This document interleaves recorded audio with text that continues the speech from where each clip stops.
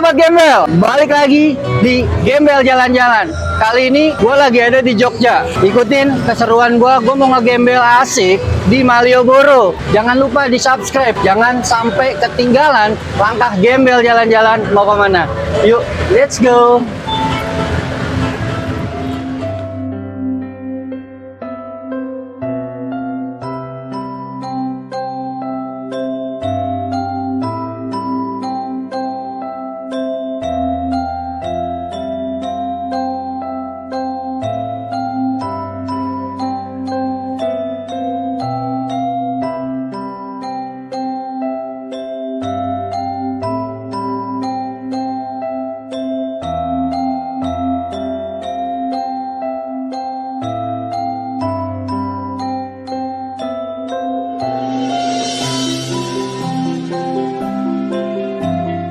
Guys, emang bener ya, Jogja sekarang tuh udah asik banget, udah lebih bersih, dan yang terpenting adalah udah nggak boleh lagi ada yang ngerokok. Jadi lo kalau ke Jogja, ke Malioboro, jangan sampai ngerokok ya.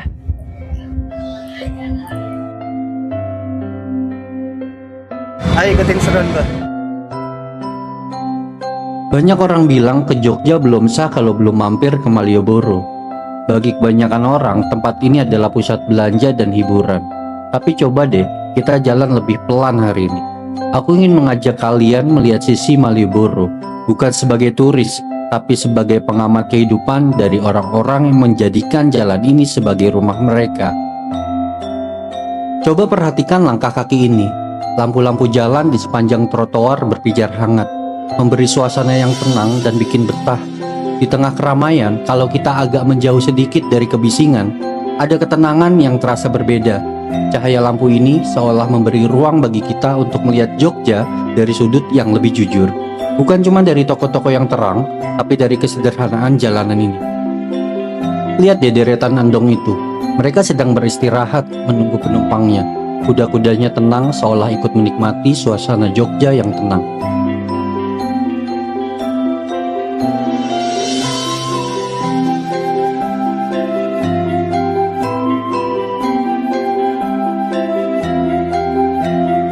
Ini bukan pengamen biasa ya, permainan gitarnya, ketukan drumnya, ini sih sudah level musisi panggung festival. Mereka bikin trotoar ini berasa kayak konser musik, gitaris yang bikin siapapun yang lewat jadi ingin berhenti sebentar buat nikmatin lagunya. Di sebelah kiri saya, toko-toko mulai ramai, lampu etalasenya semakin menyala terang, menarik orang-orang buat masuk. Makin malam, toko-toko ini justru makin jadi pusat perhatian, dipenuhi orang-orang yang ingin membawa pulang oleh-oleh khas Jogja. Suasana di sini seru banget, ada yang jalan santai, ada yang lari-lari kecil, sampai yang cuma duduk diam sambil memperhatikan orang lewat. Semua orang punya kisahnya sendiri di sini. Yang bikin Malioboro unik itu ya ini, semua orang di latar belakang apapun bisa berbagi ruang di lokasi yang sama.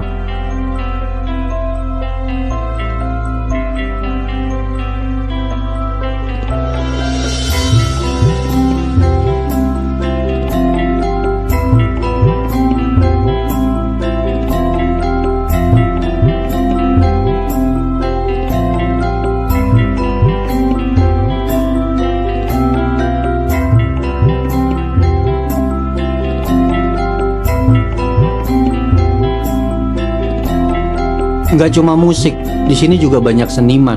Lihat deh, ada yang jago banget melukis wajah. Ada juga yang punya keahlian bikin tato. Mereka bekerja dengan penuh detail. Buat mereka, Malioboro bukan cuma tempat jualan, tapi tempat buat memamerkan karya seni yang jadi identitas diri buat siapapun yang mau mampir dan memakai jasa mereka.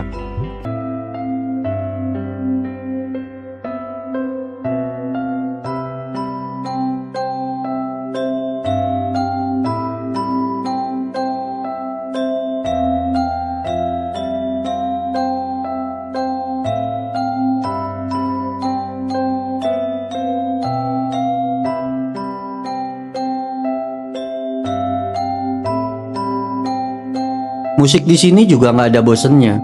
Tadi kita denger jazz, sekarang tiba-tiba ada lagu yang lebih ngeblues, atau malah musik tradisional yang bikin adem banget. Musisi di sini benar-benar kreatif. Mereka membuktikan kalau musik itu nggak harus di dalam gedung mewah untuk bisa terdengar keren. Nah ini dia yang paling menggoda, aroma nasi goreng, bakmi, sampai wedang ronde yang mengepul. Pedagang kaki lima di sini adalah pahlawan sesungguhnya. Mereka yang bikin kita nggak pernah kelaparan meskipun sudah capek jalan seharian. Duduk di kursi plastik, makan makanan hangat, itulah kenikmatan kesederhanaan yang sebenarnya.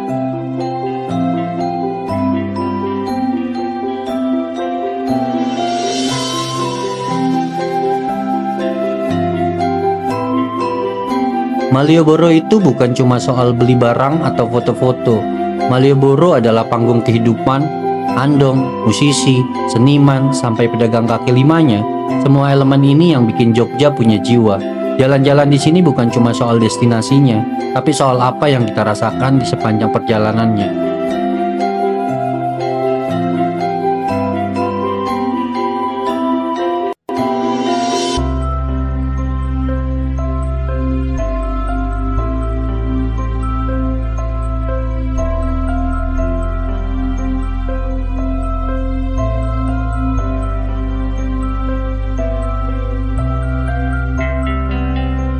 Nah, gimana menurut kalian Malioboro sekarang? Udah lebih asik kan? Lebih bersih dan tentunya lebih asik lah. Nggak kayak dulu banyak pedagang, tapi sekarang Malioboro sekarang tuh lebih bersih dan lebih nyaman kalau buat jalan-jalan. Terus menurut kalian kemana lagi nih tim Gembel Jalan-Jalan perlu datangin di Jogja? Tulis di kolom komentar dan jangan lupa tombol subscribe-nya dipencet juga ya. Ingat, jalan-jalan nggak mesti mahal, yang penting pengalamannya mahal. Nah, gue mau cari oleh-oleh dulu. Sampai ketemu di episode selanjutnya. Bye-bye.